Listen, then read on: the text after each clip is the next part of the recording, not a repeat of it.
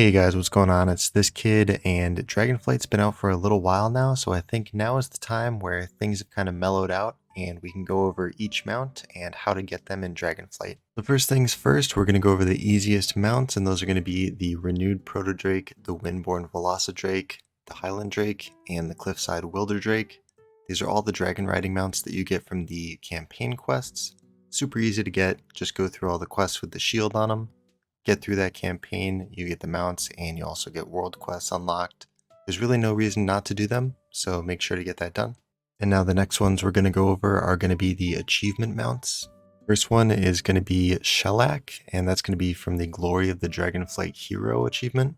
This one's just going to be a meta achievement for all the mythic dungeon achievements that you can get in Dragonflight.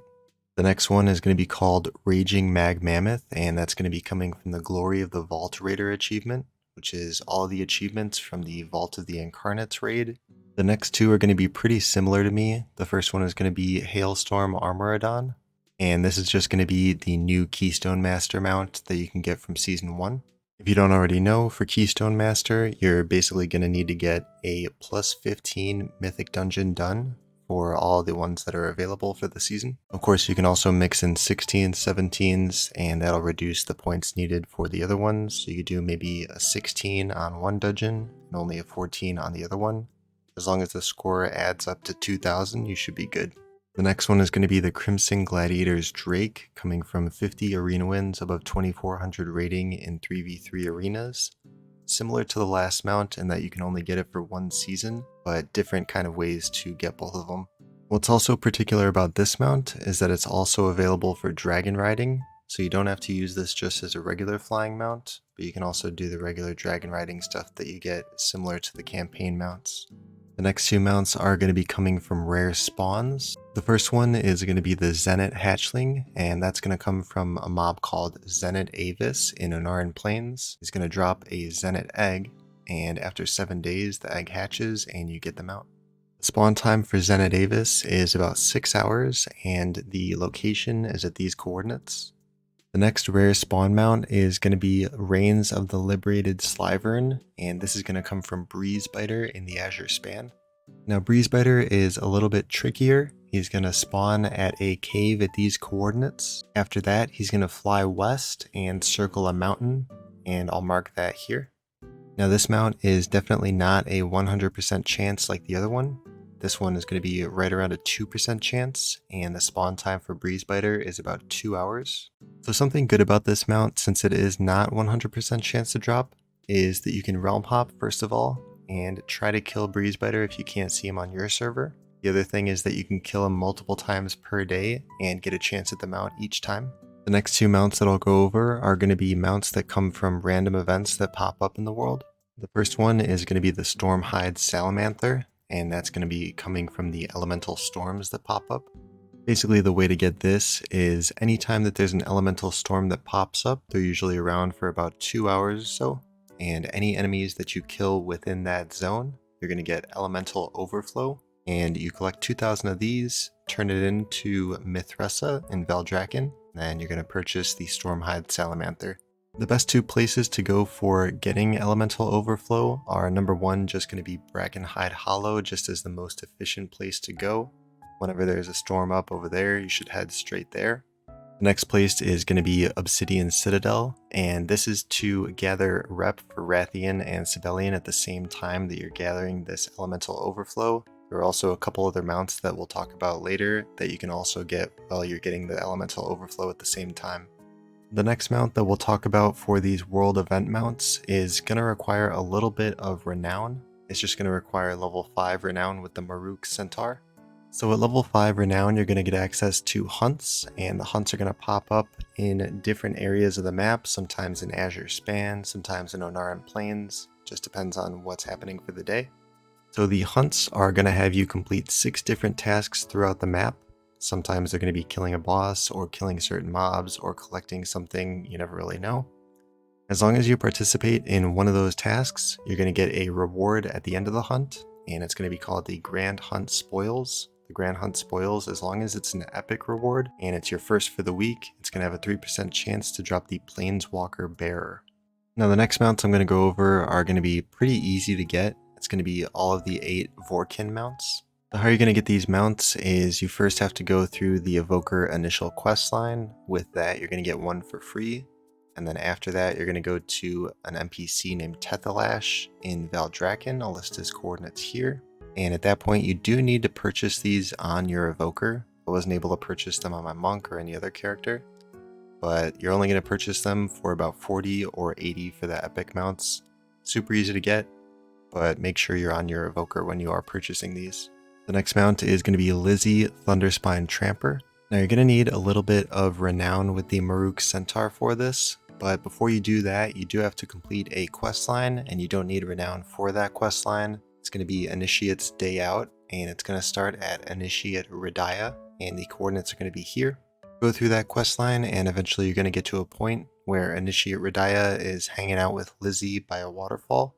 Now once you get to the point where Lizi is sitting by the waterfall, you're going to want to get to rank 9 Renown with the Maruk Centaur, and then Initiate Radaya is going to offer you more quests. Now all of these quests are going to require you to gather something and trade some Dragon Isle supplies for each day. It's going to take 5 days for 5 quests, and then after that you can get Lizi's Reins.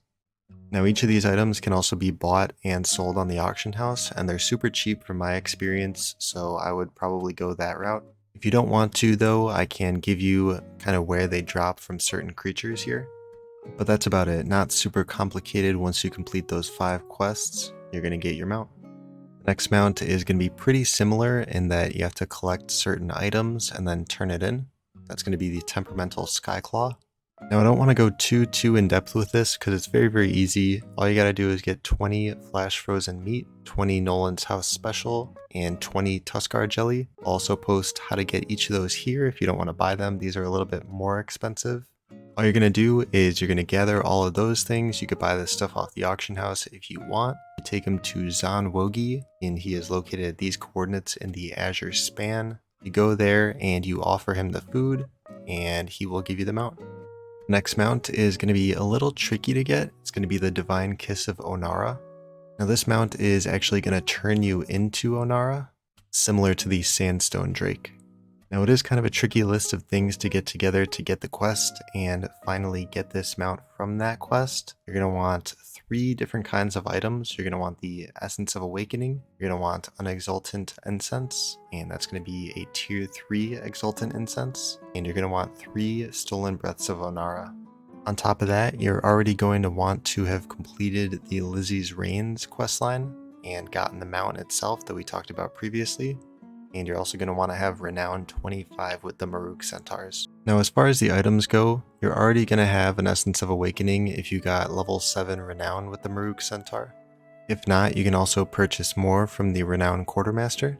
Now the next item is going to be the Exultant Incense, and you're going to want a tier 3 Exultant Incense or the max quality. You're going to want to either purchase this from the auction house, or if you're an alchemist, you can make it as well. You want to be level 50 alchemy, and then to get the recipe, you want to get 22 Renown with the Maruk Centaur. But just as a reminder, you do have to get a tier 3 Exultant Incense. Now the last item is going to be 3 of the Stolen Breaths of Ohnara, and these are all going to drop from the last boss in the Knockhood Offensive. You can drop from any difficulty, so you really don't have to go to anything specific, but you do have to have those before you can see the final quest to get this mount. So once you get all that together, you have the 3 Stolen Breaths of Ohnara, you have the Exultant Incense rank 3, and you also have the Essence of Awakening. You also have to have Renown 25 with the Maruk Centaur, and you also have to have Lizi's Reins. So you have to get the mount that we talked about previously. Once you have all those things completed, you're going to finally be able to see a quest from an NPC called Godolodo, and I'll post his location here. He's going to give you a quest called a Whispering Breeze. You complete that and you fly up to Ohnara, sitting on her perch. You're going to turn it in at Ohnara, and you get the mount. Next 2 mounts are going to be from dungeons and raids. These mounts are going to be the Ivory Trader's Otto and the Askara Trader's Otto. So these mounts are going to be sold by an NPC named Tatukiaka, and he's going to be one of the Tuskarr located in Askara. You're going to go to the back left of Askara and talk to him. All he wants for these mounts is 3 rings for the Ivory Trader's Otto and 2 necklaces for the Askara Trader's Otto. Now each of these rings are going to come from Dragonflight dungeons. I'll post which bosses they come from specifically here. Now you don't have to do these on any specific difficulty, you could do them on Mythic, Normal, whatever you want. All you have to do is have the rings in your inventory and you can sell them to this guy for a mount. Now the same thing goes for the other mount, but what you want to do for the Tuskarr Trader's Otto is you want to go to the raid, the Vault of Incarnates, and there's going to be 2 necklaces that drop from there. Once you get them, you can get them on any difficulty again, turn them into Tutukiaka, he will sell you them out. Now, while we're in Tuskarr, we'll go over some of the Renown mounts, because Tuskarr Tuskarr are going to have 4. So for level 25 Renown, you have the ability to buy 2 mounts, the Brown Scouting and the Yellow Scouting Ottoks. And at level 30 Renown, you have the option to buy the Brown War Ottok and the Yellow War Ottok.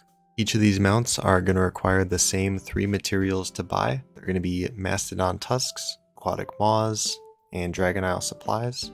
For the level 25 Renown mounts, those are going to require 2 Mastodon Tusks, 2 Aquatic Maws, and 750 Dragon Isle Supplies. And for the level 30 Renown, it's going to be 5 Mastodon Tusks, 5 Maws, and 1000 Dragon Isle Supplies.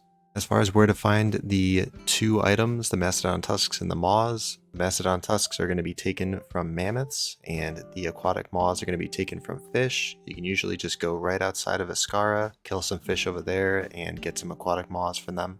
The next 2 mounts are a very similar type of thing, so that's going to be the Azure Skitterfly and the Tamed Skitterfly. These are going to be from Renown 25 with the Dragon Scale Expedition. There is one difference though, so you can get one of these for free through a quest once you get to Renown 25.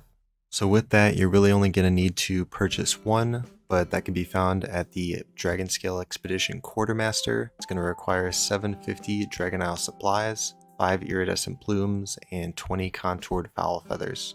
As far as the items go, the iridescent plumes can be found from harpies and large birds in the Dragon Isles, and for the fowl feathers, they're pretty much only going to be found from ducks in the Dragon Isles. You can also purchase both of these. The next mount that is associated with Renown is going to be the Verdant Skitterfly. This is going to require 25 Renown with the Dragon Scale Expedition, and once you hit that, it's going to have a 1 to 2% chance to drop from the Expedition Scouts packs. And these are basically treasures that are found throughout the Waking Shores.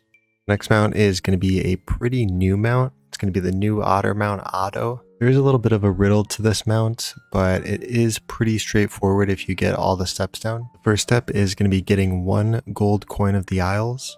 Now you can either get a gold coin straight up, or you can exchange it for 5 silver coins, which is equivalent to 75 copper coins. There's a very small chance to get these from some chests in the Dragon Isles, and you can also get this from fishing in the Dragon Isles, but the best place is going to be doing lunker farms. Now with lunker farms, you're going to want to get a harpoon and basically use the extra action button, and you toss it out to any of the lunkers and you drag them into the shore. Typically people will do this in a big raid group, and you can look up lunker farm or Otto, whatever you want, in Group Finder. You should be able to get some people that are doing it. Now, once you either get your 75 copper coins or 1 gold coin or 5 silver coins, whatever you have, you're going to take it to the Great Swag in Ohnara Plains, and I will mark his location here. Now, if you have 75 copper coins, you exchange them for 5 silver coins, and then 5 silver coins for 1 gold coin. Once you get that gold coin, you are going to exchange it for the one thing that you can buy with a gold coin, and that's going to be the Immaculate Sack of Swag Treasures. Get everything out of the bag, and you're going to get some shades. Take those shades to the northwestern part of the Waking Shores. Pretty much straight north of the Obsidian Citadel, there is a little pinnacle, and you are going to go to the west of there, the southwest of there. There'll be some bubbling stuff. You drop into the water, and you swim underwater, and there'll be a little dance pad kind of thing. You're going to hit your aquatic shades that you just got and stand on the dance pad for 5 minutes until the debuff goes away. Once the debuff goes away, you're going to be ported up to shore, and you're going to click a barrel. And now you get to have fun fishing to fill up that barrel. The first place you're going to go is Tuskarr and fish in the waters just outside of Tuskarr. You're going to get 100 frigid flowfish. It's going to take a bit. It may take about an hour or so, but once you get those 100 fish, you click on the barrel and it immediately puts them inside of the barrel. Once you fill up that barrel, you're going to fly to the Waking Shores to the Obsidian Citadel and start fishing in the lava. When you're fishing there, you're going to be looking for calamitous carp, and you're only going to be looking for 25 here. Don't make the same mistake that I did and fish up 100 of these. Big waste of time. Once you fill up the barrel with the calamitous carp, you're going to fly to Algathar Academy.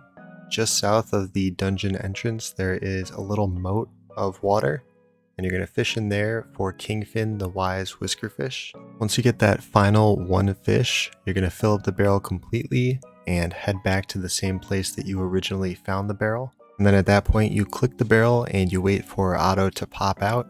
Eventually, he will get to his position and give you a quest, and the quest will be for the mount. Now, next we'll move on to the Obsidian Citadel. There are 3 different kinds of mounts that we can get here, and we'll go through those now. The first one is going to be the Scrappy Worldsnail. So first things first, we're going to want to complete a quest chain that ends in the shadow of his wings. What's going to start this quest chain is a quest called A Cultist's Misgivings, and that's going to start at Ingot. I'll post the coordinates here. Eventually what you're going to be able to do is turn in obsidian keys to Igus the Believer, similar to how you turn in Obsidian Citadel keys to Rathian or Sibelian. At that point, once you complete the quest line and you have the option to turn in keys to Igus the Believer, you're going to turn in a key to him and you're going to get a chest which has the chance to drop a Worldbreaker membership. Now, the Worldbreaker membership, once you use it, is going to put a debuff on you, and it's going to be about 2 days for that debuff to come off. Now, you don't want it to come off because this gives you the ability to collect Magmammoths from anyone inside the Obsidian Citadel, and the mount itself is going to cost 1,000 Magmammoths. So basically you're just going to farm a bunch of people here and collect as many Magmammoths as you can. It should take maybe somewhere around 4 to 5 hours to get all of those 1,000 Magmammoths. And then you turn it into a vendor at these coordinates. This is going to be inside the same cave where you completed the quest line. Turn it in and you can get your mount. Just as a note as well, there are 2 things I wanted to mention. Don't die while you have the Worldbreaker debuff on, otherwise you're going to lose it and you're going to lose your ability to collect Magmammoths. The other thing is that the Worldbreaker membership is not a 100% chance to come from that chest, so you may have to turn in a few keys before you get that membership. The next mount is going to be the Loyal Magmammoth, and that's going to essentially come from getting max reputation with both Rathian and Sibelian. Once you hit max reputation with one of them, you are allowed to buy a epic item from one of their quartermasters. Once you get both of those epic items, they are going to cost 800 gold each. You could turn them into Ira's Lightfingers, and I'll post his coordinates here. You could turn them in and get a Magmammoth harness, and you're going to use that on a tame Magmammoth, and once you ride that, you'll get the mount. The general area of the place that you want to ride the tame Magmammoth is in the Burning Ascent. But once you do that, you get Grand Theft Mammoth, the achievement, and then from that you get the mount. And the final mount that we have to talk about today is going to be Magmashell. First things first, you want to go a little bit southwest of the Obsidian Citadel, and you want to start killing lava snails that you see. Be very small, and they're going to have a small chance to drop an empty Magmashell. Now when I say small chance, I mean very small. It's going to be under 1% chance to get that empty Magmashell. Then once you get that, you're going to go to these coordinates, and you're going to find an empowered snail, and it's going to be something that you can interact with. You got to go under the lava. You're going to go in there, try to heal up. It's going to be really hard to get through it for some classes, but go there, interact with the snail, and you're going to have the mount.